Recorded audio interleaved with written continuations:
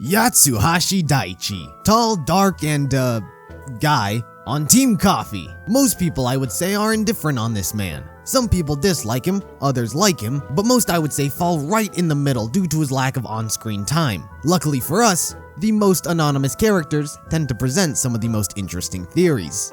Now if you're thinking, hey, I think I've heard this one before, well, back in 2015, Jake the One Man Band released a theory video on this before. However, that was 2015. Only volumes 1 and 2 were out. He was ahead of the curve. But now there are 2 more volumes that have come out. Granted, only volume 3 is useful in this theory since volume 4 was just depression.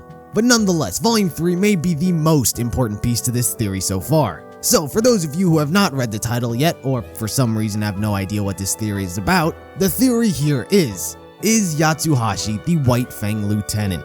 You remember the Lieutenant? He appeared on the train in volume 2 and manhandled Weiss? That guy. It's a very popular theory out there in the community, so I guess I'm just here to add to that pile, I guess. So let's start with the most noticeable thing, their appearance.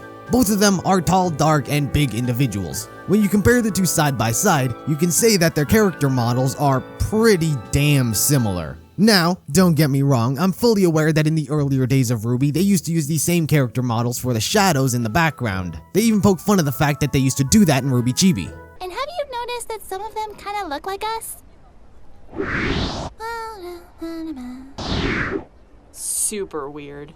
But with the attire the two are wearing, there is this conveniently placed armor on Yatsuhashi where the lieutenant's tattoos would be. And tattoos on an individual would be very, very revealing for someone. And you can even see that there is a small sliver where the tattoo would be. Now, I would say some would argue that that's just shading on his arm. He's a bit cell shaded. Is that what that is? I don't know.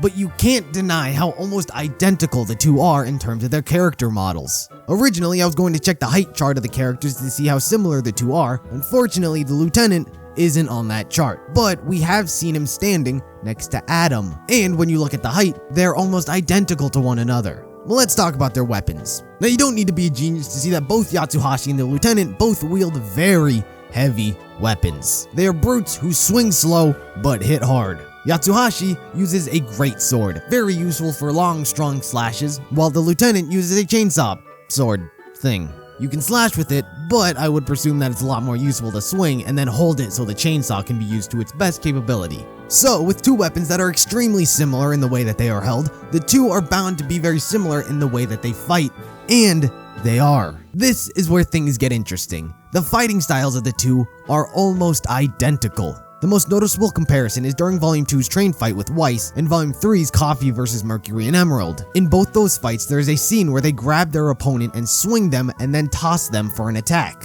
Simple answer, reused animation, but not to a theorist. For us, the answer is much more. This is not a simple action that every large individual would use. This is a specific move that is being used. The only other time an animation has been reused by a different character is with Velvet, but that's her thing. She mimics people's weapons and fighting style. Yatsuhashi and the lieutenant, while the amount of unique moves I'm sure is very limited for brutes like them, the fact that they both performed a very noticeable and unique attack does nothing but raise some eyebrows and draw attention to it. I can't promise you'll leave without a scratch.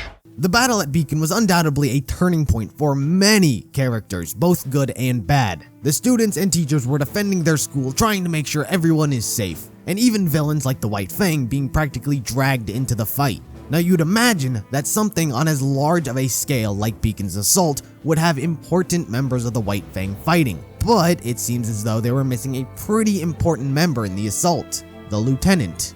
It's the classic Batman scenario. They're never seen at the same place at the same time. It's a weak argument, but it's an argument nonetheless. It's not even that the two are seen at the same place. The lieutenant doesn't even seem to have appeared to help in the assault. Perhaps because he had his hands full keeping his cover.